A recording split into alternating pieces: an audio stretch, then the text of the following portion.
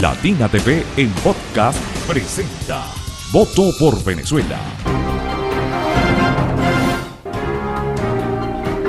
Saludos, bienvenidos nuevamente a Latina Podcast, Voto por Venezuela, análisis electoral, presentando, como es costumbre, en esta nueva dinámica, nuestra propuesta para el análisis previo al proceso comicial del próximo 28 de julio, proceso histórico. Y a propósito de histórico, no podemos dejar pasar por alto tener aquí a quienes reseñan nuestra historia y una figura especial y de lujo que nos acompaña en esta noche, que es la profesora Dulce Marrufo. La profesora es historiadora, encargada de una cantidad de actividades, entre esos el Centro de Territorialización del Centro de Estudios Simón Bolívar, además de la Comisión Asesora de la Asamblea Nacional para proyectar la obra y el pensamiento de nuestro libertador Simón Bolívar en todo el país, y además una analista de todo lo que viene ocurriendo. Nosotros como periodistas en el presente somos los historiadores, pero los verdaderos historiadores son, como la profesora Dulce, que se encargan de estudiar ese pasado, de traerlo al presente, y qué más que tenerla hoy para que analicemos en ese devenir histórico parte de algunos de los procesos electorales, a propósito de este del 28, que es un proceso histórico, que lo estamos viviendo desde ya en esta campaña y que lo hemos venido viviendo en esta dicotomía o en esta controversia que se ha presentado entre dos modelos que están polarizando y que han sido parte de las características del devenir electoral en los últimos tiempos. Profesora, gracias por acompañarnos. En primer lugar, ¿qué análisis hacer de todo esto que estamos viviendo de cara al 28, que es una fecha histórica, con todo lo que se está gestando, con todo lo que se está produciendo en el país, profe? Bien. Gracias por la invitación y me siento aquí bastante relajado. En primer lugar, tenemos una contienda electoral que tiene una connotación internacional. Las elecciones del 28 de julio son elecciones internacionales porque tiene contienda de candidatos, a pesar de estar 10 candidatos presidenciales. La mediática internacional en la ofensiva comunicacional hace que hay dos candidatos, un candidato que representa los intereses del gobierno de Estados Unidos y precisamente de la élite mundial, con una figura enmascarada a través de un cartel de un candidato que no aparece, o que sí aparece, pero aparece otra persona al frente, y el candidato que es garante de un proyecto de soberanía, de identidad, de lo que es respeto a la autodeterminación de la nación, un candidato que tiene un sentido nacionalista, y en este caso es el candidato, el presidente Nicolás Maduro, pero también están 8 candidatos más que también fueron a la contienda o están en la contienda con un proyecto también que presenta como alternativa. O sea que no estamos en presencia solo de una contienda electoral nacional, sino que dice usted que estamos en presencia de unas elecciones internacionales, o sea, también claro, nos las estamos jugando a nivel internacional en este proceso del 28. Claro, porque es que Venezuela es centro de la disputa entre la conformación de dos bloques históricos de poder. Un bloque hegemón que está liderado por el gobierno de Estados Unidos y que de alguna manera viene en una hegemonía en declive, y un grupo de poder donde está Rusia y China como potencias comerciales y económicas y militar, especialmente Rusia, y que de alguna manera es un aliado a un proyecto de respeto a no la intervención en los asuntos internos de la nación. Esa gran configuración lleva a Venezuela hacia el centro de la disputa porque tiene los recursos estratégicos que requieren ambas potencias, solo que una, que es Estados Unidos, que históricamente tuvo una tradición de intervención en este país hasta el año 1998, desde 1830 en lo constitucional y electoral, y que se viene a confrontar con la alianza estratégica que tiene el gobierno o el Estado venezolano con dos potencias aliadas que vienen a hacer un trabajo de ganar-ganar pero que no hay ninguna pretensión de instalar ni potencias, ni digamos bases militares, ni meterse en las contiendas electorales, en la decisión que es competencia de nosotros como pueblo. ¿Y cómo se miran en esa propuesta o en esa teoría que usted nos está explicando, cómo se miran estas dos candidaturas, digamos, la del presidente Nicolás Maduro, la que están en la polarización, y la de Edmundo González, que es la otra, en medio de toda esta distribución de intereses internacionales a los cuales usted se refiere? Bueno, se miran desde una perspectiva un poco bastante preocupante, porque el presidente, en este caso el candidato Nicolás Maduro, sale con una propuesta de mantener, enrumbar a Venezuela como una potencia económica en nuestro continente, que tiene mucho que ver con la incorporación formal de Venezuela a los BRICS. Estos BRICS que ya pasan a ser la alternativa y que han demostrado que esa alianza donde está Brasil, China, India, Sudáfrica y Rusia y China, han dado respuesta y que han desplazado al grupo de los 7, que ya no son las potencias porque están en cuestionada y una situación económica que ya la producción no está. Ese planteamiento hace que Venezuela, que sí tiene y que ha dado un giro a pesar de las agresiones unilaterales que fueron impuestas con medida cautelar desde el 8 de marzo del 2015, Venezuela ha venido superando, y el pueblo en este caso, porque somos nosotros el pueblo los que hemos llevado el golpe más grande con el desmejoramiento de las condiciones de vida, salariales, laborales, de salud, de vivienda, y sin embargo el gobierno, en menos pleno de contexto de guerra, ha dado respuesta a mantener los principios y derechos humanos claves, como es el derecho a la educación, a la salud, a la vivienda, y a ese proceso es lo que nosotros apostamos. Estas elecciones de verdad que mantener, valga la redundancia, continuar con un proceso de levantamiento en medio de las dificultades, donde las alianzas con estas grandes potencias emergentes que ha tenido Venezuela, Turquía, China, Rusia, Irán, Cuba, por mencionar, China y la misma, digamos, India, va a enrumbar ese proceso donde nosotros como población nos tengamos que debatir entre dos escenarios. O estamos en contra de darle la paz a este país que se ha mantenido a pesar de las adversidades, a pesar de todos los ataques, o nosotros nos vamos a enrumbar nuevamente por lo que nos destruyó en ese planteamiento desde el 2014, cuando llamaron a las guarimbas, a la desestabilización que se prolongó, pero que sin embargo a nadie le dejó un sabor agradable, saber que quemaban gentes vivas, saber que tú no podías tener ni derecho a estar en tu inmueble porque te sentías amenazado, perseguido. Es decir, las prácticas del neofascismo que tanto daño ha hecho a la humanidad, pretender que este pueblo, con una sabiduría, la cual yo he respetado, sobre todo en mi papel como historiadora, este pueblo es muy inteligente y nosotros de alguna manera tenemos que apostar es por darle continuidad, al levantamiento a lo que tiene que ser Venezuela, a rescatar esa seguridad. Incluso lo hablábamos recientemente en unos debates con los estudiantes, cómo nosotros sentíamos, y lo dice la gente, sencillamente los que se fueron, que emigraron por las condiciones que sea, a lo mejor una emigración inducida en el contexto de ataque, de guerra no convencional, multifactorial, dicen, pero Venezuela ya no es la misma, porque uno se siente como más seguro, ya uno siente que hasta la seguridad es una política de Estado que ha garantizado la permanencia, pero también nos ha hecho ingeniosos, es decir, mira, José, las guerras, las crisis no son malas en sí mismas, porque nos hacen encontrar, con el ingenio, con la creatividad. Y este pueblo venezolano, de ese dolor que nos generó, porque es que uno se quedó aquí, uno está aquí y ha vivido esto, nos volvió más ingenioso y creativo, y eso sirvió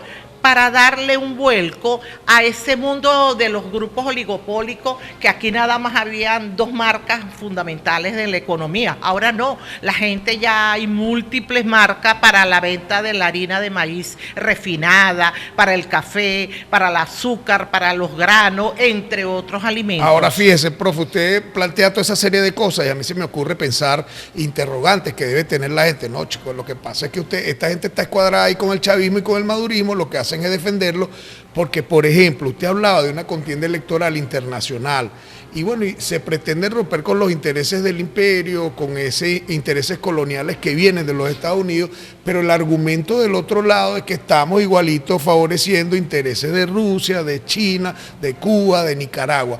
¿Cómo desmontar esos argumentos a esa gente que habla que nosotros también, o el gobierno del presidente Maduro, ha entregado una cantidad de cosas a esos gobiernos? Bueno, primero que las deudas externas dejaron de existir desde que asumió la Revolución Bolivariana.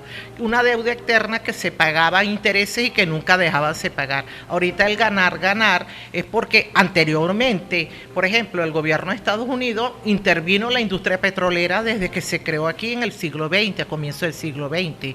Pero, ¿qué nos dejó si ellos tenían toda la matriz del manejo de la industria petrolera, y con el golpe petrolero que hubo en el 2002 y 2003 quedó más que demostrado una dependencia? Es decir, eran ellos ganar, pero de este lado no había una ganancia. Ahora, cuando tú ves la decisión que tomó el Estado venezolano a través de la alianza con otros países, el ganar no es pagando ni intereses de deuda en dólares ni nada, es ganando y pagando con un recurso y un bien que es estratégico, pero que lo tenemos para muchos siglos en Ahora Venezuela. no siguen estando las empresas petroleras de los Estados Unidos aquí, porque acaban de acordar, incluso en el diálogo reciente con el gobierno, el interés es precisamente nuestro petróleo, y hay muchas empresas estadounidenses, y esta suspensión progresiva de las medidas y de las sanciones obedece a que hay intereses cuadrados entre el gobierno y los Estados Unidos para seguir vendiendo petróleo. Sí, es que esa es parte del entrampamiento comunicacional, hacernos creer que el gobierno de Estados Unidos sigue decidiendo. Hay unas medidas, hay unas agresiones, pero no dicen que ellos están, y que ahora el presidente tomó muy valientemente, y me llamó la atención, porque él dijo: vamos a hacer un diálogo nuevamente, ustedes están pidiéndolo desde hace 2 meses,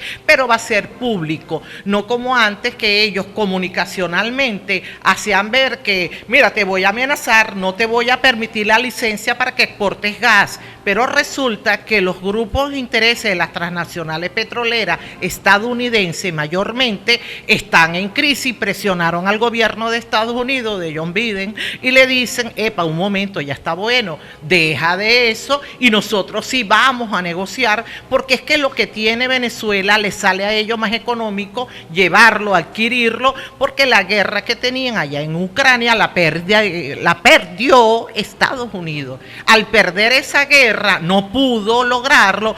La guerra de Gaza, que es el aparato, el brazo ejecutor de la política de Estados Unidos, es el gobierno de Israel, esa masacre, ese exterminio contra el pueblo, tampoco le ha permitido sacar el petróleo y el gas que tiene Gaza y llevarlo para Estados Unidos. Ante esa situación y la situación que hubo con el revuelo del referendo consultivo del año pasado con respecto a Guyana, hace que Estados Unidos se sienta: estoy en desventaja y por eso voy y hablo contigo, porque la correlación de fuerza le es favorable a Venezuela. Y como están en desventaja, ellos hacen el disparo doble. Comunicacionalmente, yo te sigo amenazando, no te doy licencia, pero lo real, la real poli, es la que se ve, la que está materializándose, es que ellos vienen, las transnacionales siguen comprando petróleo y gas, porque la crisis energética que tiene la nación estadounidense es tan grave y tan delicada que no le queda de otra. Le sale más, pero eso sí, con el respeto a pagar el precio del barril de petróleo a precios internacionales, y no como se le hacía antes, que eran como las gallinas flacas. de vender. Ahora, profe, ¿realmente fue para esa la reunión? Porque otros dicen que, bueno, que se reunieron para decirle al presidente Maduro que hubiesen garantía y transparencia en el proceso electoral, que dejaran tranquilo a la oposición. Otros dicen que se reunieron porque Maduro iba ganando y los Estados Unidos no da puntada sin dedal. ¿Para qué fue esa reunión entre el gobierno? ¿Fue para eso lo que está planteando usted? Para todo lo que acabas de nombrar. Uno, ya ellos también se dieron cuenta que la cifra, porque las encuestadoras son privadas y esas encuestadoras las quieren poner que tienen un candidato, bueno, doble candidato, donde aparece presuntamente con un porcentaje por encima del presidente Maduro.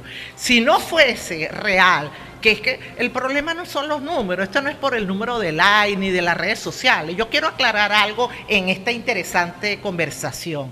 Esto no es Argentina. El pueblo de Argentina, donde gana Milei, que tiene un proyecto muy claramente definido, gana por el voto de la juventud entre 16 y 22 años, que votó en 3 provincias de Argentina que él ni siquiera visitó, sino por el ataque comunicacional, el cerebro reptil fue activado, el odio, y esos fueron los de 16 y 22 que le dieron el trufo a Milei. Aquí no. Aquí la gente sabe que la situación es la movilización y Estados Unidos no va a venir a hablar con alguien que se anote a perdedor. Está hablando con el presidente Nicolás Maduro porque sabe que va de punta en las encuestas donde están 9 candidatos. O sea, usted da de ganador al presidente Nicolás Maduro el 28. Es un escenario que está previsto. Ahí lo vamos a ver el 28 de julio. Pero a diferencia de los sectores opositores, ya ellos dicen que si no ganan, entonces hubo fraude. Ahora, usted hablaba de la campaña y ya vamos a hablar de eso del fraude, pero me llama la atención la dinámica de esta campaña, que usted habla que hay unas condiciones distintas, diferentes, están las nuevas tecnologías, están las nuevas plataformas, la gente se ve con dron, la gente se ve con grandes angulares y bueno, y pareciera que todo el mundo acompaña las distintas tendencias. Y hay una dinámica en este momento de hacer ver al candidato opositor como si fuera una opción masiva, que todo el mundo se vuelca a las calles. ¿Es real, según el análisis que hacen ustedes, esa situación? No es real porque esa es una construcción. La mentira es la mercancía de la política comunicacional que está intervenida precisamente por los grupos de poder. Para nadie es un secreto, desde el Reino Unido el Instituto Tavistock planifica con sus 6 millones aproximados de investigadores para que hagan ese ataque comunicacional y quienes no manejen los niveles de control de su neurosis y su psicosis automáticamente caen en el discurso de la mentira. Pero por eso te digo, esta contienda electoral es muy interesante, tiene varios candidatos que yo respeto, que tienen también sus proyectos nacionales, que son respetuosos y que tienen en común el resto de los candidatos, 8 candidatos, el respeto a la soberanía, a no la injerencia extranjera. Esos son los candidatos que también están anotados porque la gente no lo nombra y deberían nombrarlo porque son interesantes escucharle los planteamientos. Ahora, cuando tú lees el planteamiento del candidato del gobierno de Estados Unidos y de la élite, te preocupa porque ahora comunicacionalmente lo quieren vender ahorita como un anciano, pobrecito, lo están atacando, pero no le conocen el historial que tiene en la política injerencista, forma parte como un gran develador de la CIA, por ejemplo, y que eso es público y notorio para nosotros los Ahora, eso no es una investigadores. campaña en contra del candidato Edmundo González, que lo están vinculando con lo que sucedió, que lo están vinculando con el asesinato de Monseñor, que lo están vinculando como agente de la CIA. Bueno, pero también al presidente Nicolás Maduro lo han vinculado con un poco de mentiras que se han manejado y que dice él demuestra en su campaña y es libre que lo haga, que él viaje y que plantee su proyecto abiertamente. Su proyecto sigue siendo un proyecto nacional. Así, cuando a él dice mi proyecto es nacional, yo les garantizo la paz, la continuación de la seguridad, hacer de Venezuela una potencia, que regrese la gente que se fue por las razones que fueran, para que apuesten por el país.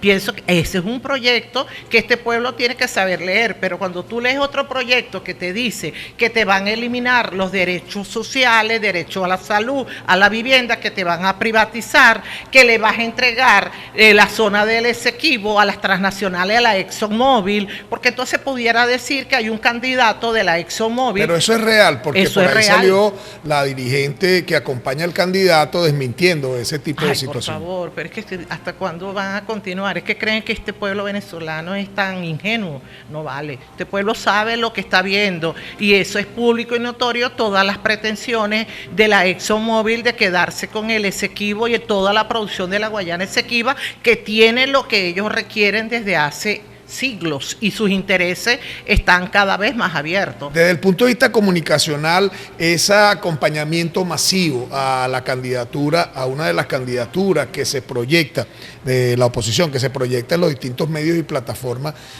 ya está generando algunas reacciones de triunfalismo y también ha generado propuestas de que si yo no gano, yo desconozco los resultados. Bueno, y eso puede traer consecuencias para el país, claro, y consecuencias a veces bien difíciles y hasta nefastas. ¿Qué decir sobre eso? ¿Esa es la intención de esa estrategia comunicacional? No es una intención, es un plan. Y ese plan se llama Hasta el Final. Y hasta el final yo genero comunicacionalmente una matriz que yo voy ganando y que va a haber un fraude y automáticamente preparo un sector de la población en descontento, por las razones que tengan, comienzan a operar para decir, mira, hay que llamar a las acciones de la calle, vamos a quemar a la gente, vamos a hacer persecuciones, vamos a empezar a matar. Es decir, las prácticas del sionismo que son muy abiertas y del fascismo que se materializan en la acción de estos tipos de personas que defienden los intereses de su clase, como clase de descendiente de las oligarquías, pero también los intereses de un sector de poder, que en este caso es el gobierno de Estados Unidos, porque son personas, mira, si a Obama le dieron el Premio Nobel de la Paz y que ahora se lo tengan que presentar a la señora que está defendiendo los intereses de su clase, que me extraña que también al ejecutor de la política de exterminio en Israel le den el Premio Nobel de la Paz. Entonces, es así como se materializan las cosas, porque dudar si ya uno sabe cuáles son las pretensiones que está pasando en Argentina, si en Argentina ya destruyeron todos los derechos que tenía la población, se ha privatizado la salud. Pero usted me dijo que no era igual a Argentina a Venezuela. Si llegara a ganar esa opción, ¿se repetiría un escenario similar al de Argentina? Los procesos políticos, sociales no se repiten, coinciden, pero ver el pueblo de Argentina y ver el pueblo de Venezuela electoralmente y políticamente son dos cosas distintas, porque es que este pueblo tiene una particularidad, José. Este pueblo venezolano, desde el punto de vista político, tiene un nivel de madurez que no lo tiene el resto de los pueblos de este continente. Ojo, cuidado si de otras partes del mundo, te lo puedo decir. ¿Y en qué se basa esa madurez? Porque uno escucha en la calle, oye, por ejemplo, uno escucha en la calle y es un argumento que pesa y es una realidad que le pesa al gobierno. Oye, se nos va a llevar la luz, bueno, que tiene tiempo que no se va la luz, hay problemas con la educación, hay problemas con la salud, los bajos salarios, la situación es insoportable. Incluso yo he conversado con gente que me dice, ¿qué otra cosa peor nos puede pasar? Por eso es que queremos un cambio.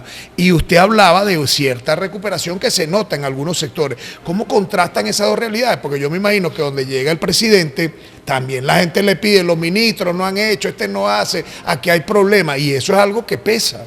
Sí pesa, porque para nadie es un secreto que hay unas debilidades en la gestión de la política del Estado, y esas debilidades vienen con una ineficacia, una ineficiencia, un burocratismo que están en la institucionalidad del Estado venezolano, y negarlo es un acto de irresponsabilidad. Yo no lo niego, eso está allí, pero eso tiene que ser superado y el pueblo sabe perfectamente quiénes son los ejecutores de la política de retardo procesal, de no hacer las cosas para generar descontento en la población. Lo que pasa es que cuando tú me dices, ay, pero ¿cómo hacemos que este pueblo? Porque este pueblo tiene una madurez política que es histórica. Habría que conocer cuál es la idiosincrasia política de un pueblo que siempre va adelante, que se sobrepone a las dificultades.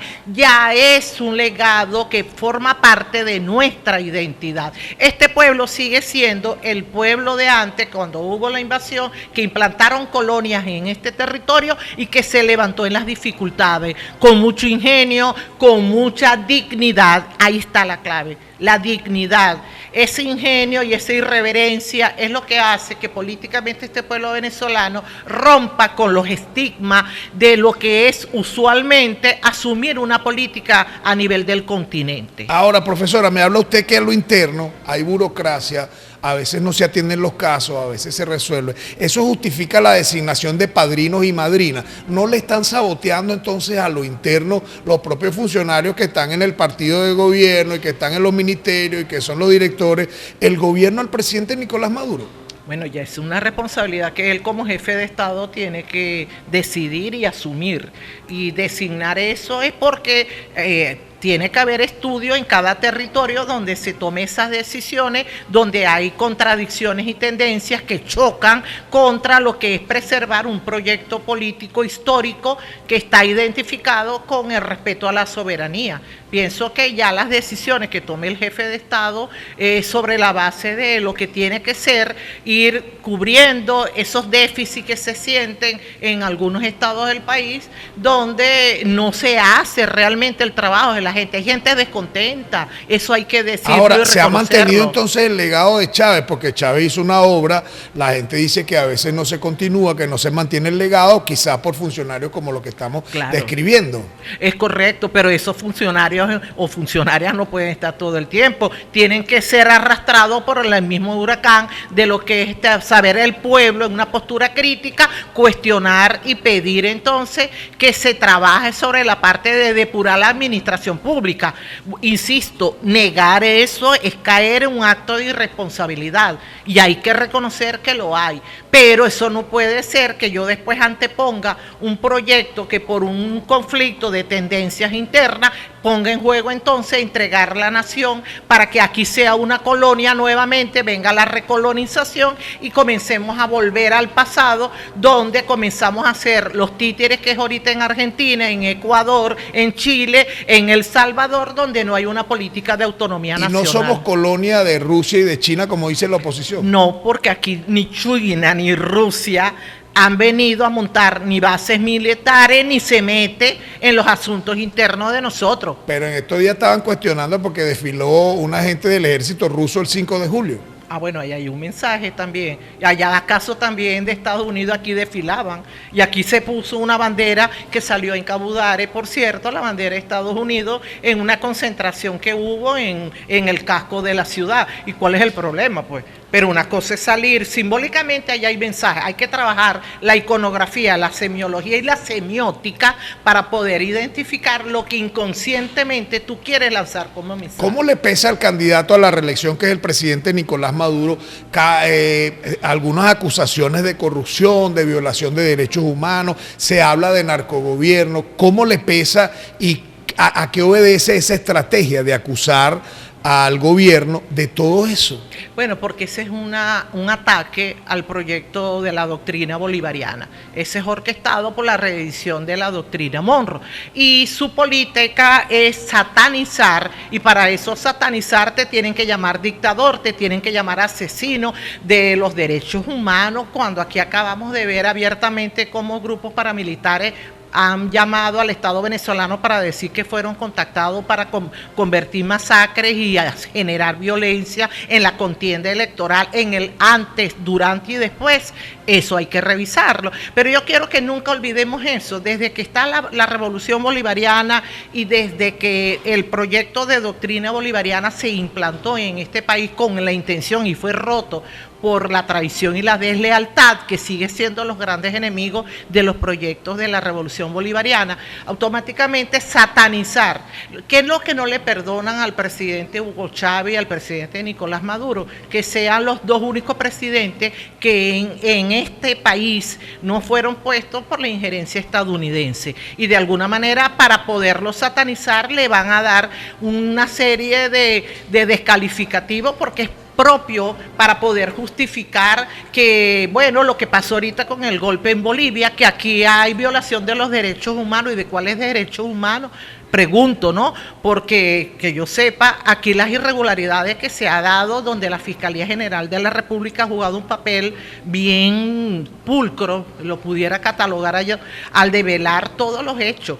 Insisto, esas construcciones comunicacionales es parte de un plan, y si no lo vemos como un plan, no vamos a entender que hay un plan orquestado desde el año 2000, que es destruir la revolución bolivariana como de lugar, y como aquí este pueblo ha venido dándole un impulso de, a pesar de las dificultades, apostamos para que se depure la institucionalidad de la gente que no tienen compromiso con resolver los problemas de la sociedad, pero también eso es parte de lo que uno dice, cómo se va descartando en el tiempo las contradicciones, las tendencias, hasta que venga un proceso de depuración desde el punto de vista político y el burocratismo que tanto daño hace, de las prácticas ilegales, de los sobornos, y que eso, bueno, hay que superarlo precisamente, negar. De la corrupción, por ejemplo. La corrupción está presente, para nadie es un decreto. Pero en caso de la corrupción no podemos meter la mano por nadie, porque también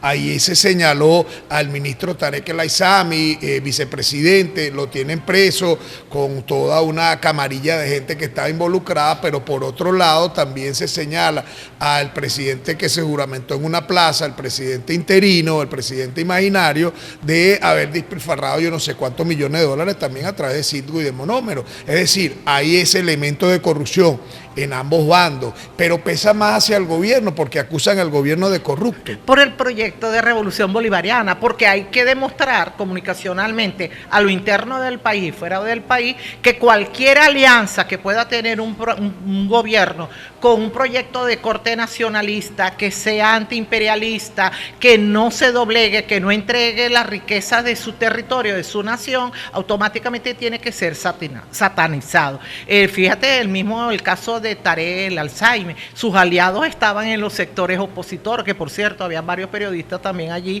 haciendo el papel que le instruye la política de ataque comunicacional que se orquesta sistemáticamente desde Reino Unido, Madrid, Washington, Miami, que repica en Colombia, Bogotá, para traerla a Venezuela. Eso hay que decirlo. Profesora Dulce, hablaba del golpe en Bolivia, otros dicen que autogolpe.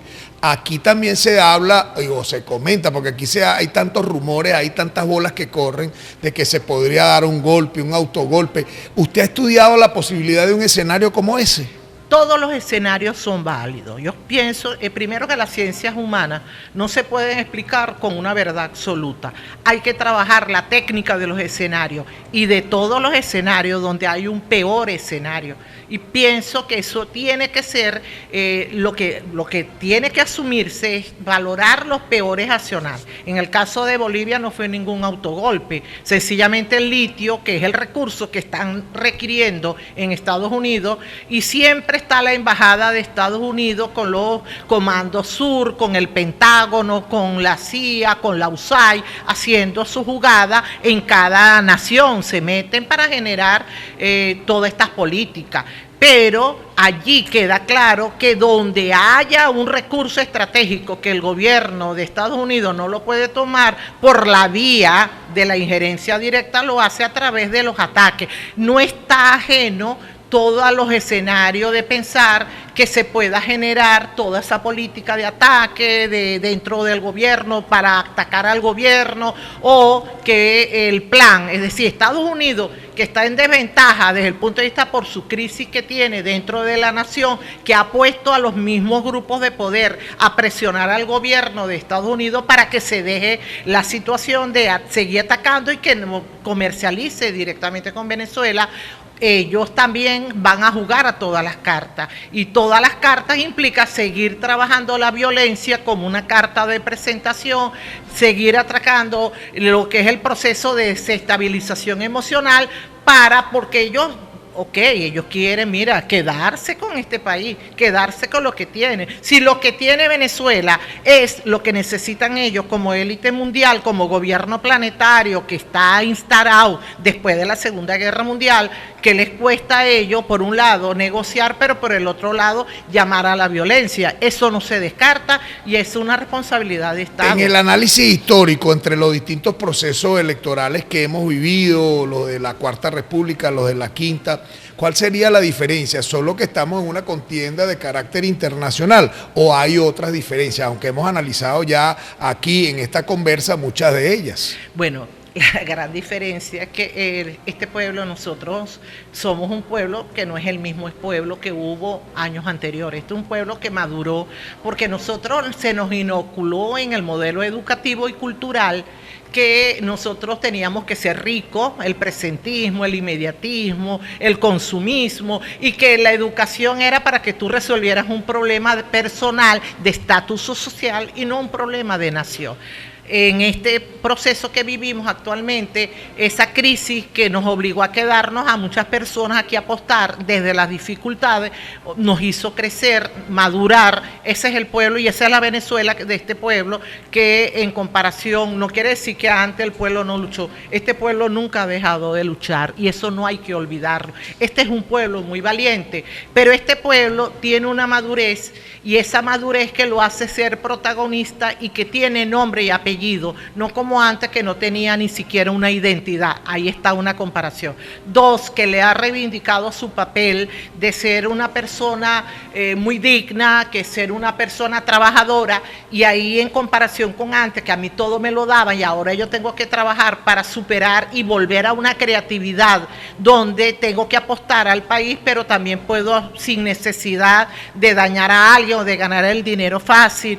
Ese crecimiento de este pueblo venezolano es un legado y que se ha, digamos, consolidado en el marco del proyecto de revolución bolivariana desde que está vigente. Yo diría también que una de las características de este proceso en comparación con otros es que se está utilizando como argumento la migración, la cantidad de venezolanos que se fueron del país o los millones de venezolanos. He escuchado gente diciendo, si votaran los 8 millones de venezolanos que están fuera, sacaríamos al presidente Nicolás Maduro. ¿Qué hay de real en todo eso? Porque usted hablaba de la migración como un proceso también inducido. Sí, y menos mal que me lo pregunta porque 30 años investigando sobre la línea de investigación, inmigración y emigración en Venezuela y en el continente, permite dar unos procesos bien concretos. Número uno, la emigración venezolana es un fenómeno inducido por la guerra que hubo a raíz del proceso de crisis con la partida física del presidente Hugo Chávez. Número uno, se da una política de intervención al declarar a Venezuela una amenaza inusual extraordinaria, donde con la crisis multinodal, donde esa crisis económica llevó a gente, algunos por mucha necesidad, por el problema de los medicamentos, por el problema de tener familiares enfermos, entre otros, y otros porque querían, entre comillas, mejorar las condiciones de vida.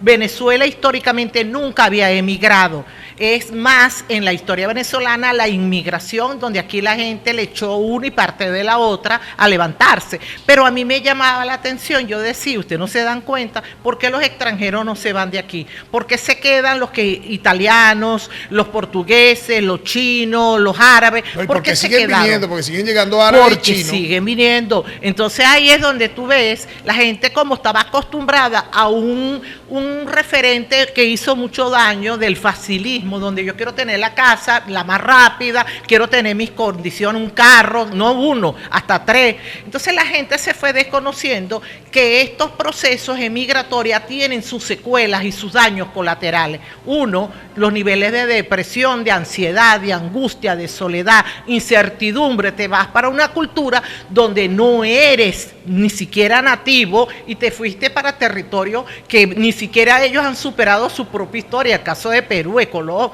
y ahora Colombia. hay muchos venezolanos que quieren volver, porque yo conozco muchos que se quieren quieren regresar y no encuentran la manera de regresarse porque para ellos hay un estigma de fracaso al no haber logrado lo que ellos se proponían yéndose a otros países. Claro, pero yo quiero aclarar que mediáticamente se vendió aquí que se fueron 7 millones, 8 millones. No son Eso 8 millones, como dicen, ¿no? No, eso no. Hay un observatorio que tenemos nosotros a nivel nacional que que es el observatorio antibloqueo y que se estudió y eso dio un referente que los que habían emigrado no superaban los 2 millones de personas, de venezolanos, pero no han dicho los que se han retornado con el dolor, con el sufrimiento de saber que vendieron sus cosas aquí para irse para Perú, para Colombia, para Chile y tuvieron que regresar. Unos les fue bien y están en un proceso de reajustación. Pero yo quiero dejar eso claro porque la emigración no se ha dicho porque hay que vender que estamos en una guerra que Venezuela ya no soporta para vivir,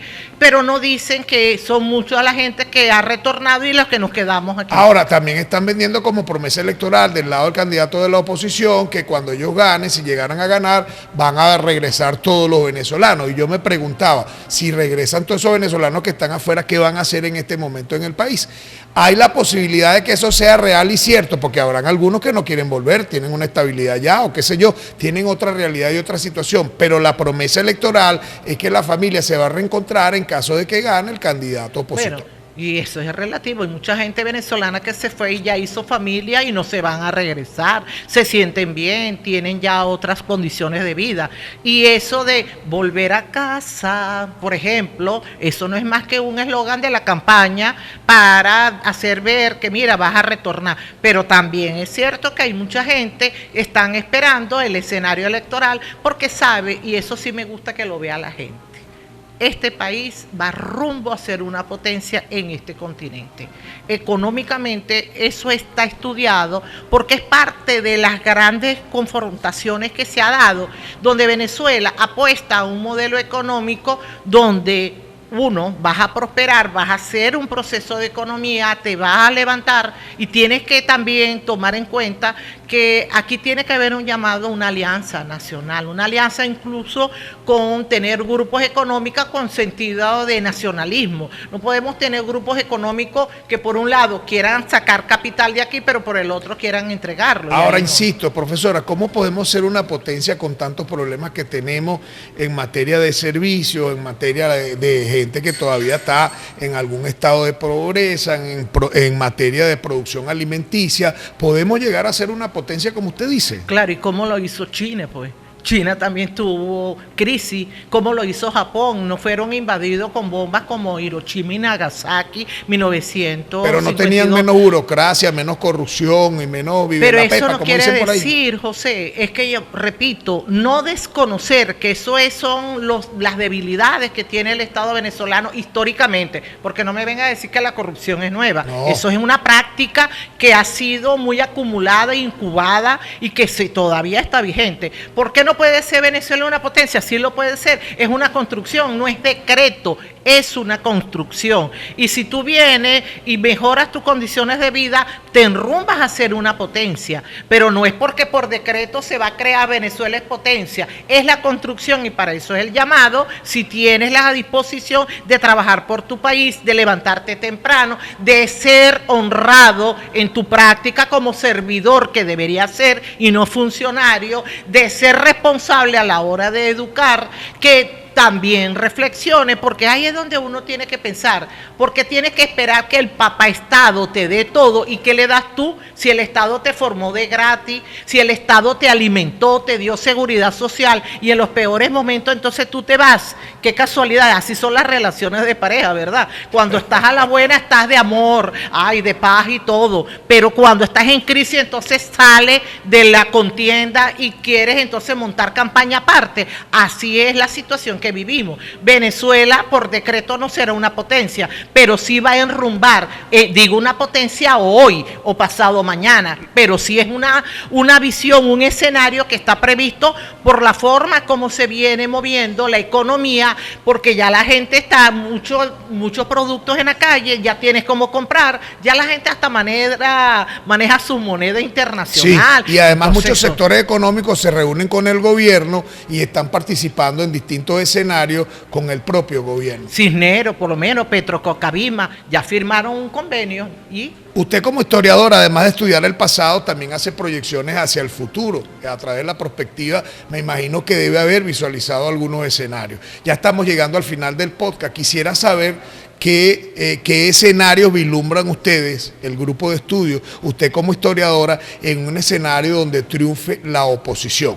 ¿Qué sería de Venezuela si triunfa la oposición? Si llega a triunfar, un escenario sería, uno, llamar a lo que ellos han llamado que es la violencia, las persecuciones que ya se vivió en el año 2002, cuando el golpe de Estado, empezar a hacer las muertes, ya no serán selectivas, sino masivas, sale Paredón, por ejemplo. Eso es un escenario, privatizar la educación, la salud, la vivienda, eliminar los ministerios, eliminar la administración pública y con ello entonces los trabajadores sociales, pasa lo que está ocurriendo en Argentina, si hay 4 millones de trabajadores sociales, llevarlo a lo mínimo, porque es el Estado mínimo. Si eso llega a pasar, ahí es donde tú vas a ver que comienza entonces nuevamente la intervención estadounidense a gobernar desde adentro. Y no mejoraría el país, como ellos dicen, que va a mejorar la economía, que la gente va a tener trabajo, que todos vamos a ser felices, que la gente va a regresar y que todos vamos a estar felices. Pero me encanta como tú me la pones de bombita. Si el proyecto de ellos no es un proyecto de mayoría, no es un proyecto nacional, no es para la población que es la mayoría, es un proyecto de élite, es un proyecto de grupos de poder de élite. Si así no lo vamos a entender, es como usas al pueblo para que te enrumbes a defender los intereses de un grupo que todavía sangra por las heridas, que perdió todo el poder económico y el poder político que tenía en este país, porque el que no tiene control político no tiene el poder, aunque tengas poder económico. ¿Y si gana el presidente Nicolás Maduro en la reelección? Debería... Ojo, si es como un escenario, ese escenario tiene que ser que garantice la estabilidad y la paz y la independencia de este territorio, que no vaya a negociar la entrega de la soberanía, que se maneje y se continúen con la política de los derechos, que son principios y derechos humanos que están consagrados en la Constitución de la República Bolivariana de Venezuela. Incluso yo invitaría a que el presidente llame a una nueva constituyente, porque la Constitución de 1999 se queda corta a la madurez política que tiene este pueblo venezolano a raíz de toda la vivencia que hemos venido sobrellevando, porque se decidió por el proyecto de Revolución Bolivariana ganarse a un proyecto nacional antiimperialista con corte nacionalista. Así que si llega a ganar la contienda nacional del candidato de gobierno, tiene que garantizar y depurar toda la administración pública para que haya venezolanas y venezolanos en condición de trabajadores que les sirva al pueblo. Es un mandato obedeciendo, es un mandato que se tiene que hacer. Profesora Dulce Marrufo, historiadora en Latina Podcast, en este análisis que estamos haciendo, Voto por Venezuela, análisis electoral previo a las elecciones, con toda la pluralidad, con todas las opiniones, para que a fin de cuentas usted decida el próximo 28 y no deje de participar. Por eso estamos en Latina Podcast. Llegamos al final. Feliz día, feliz tarde, feliz noche para todos y nos encontramos en una próxima oportunidad.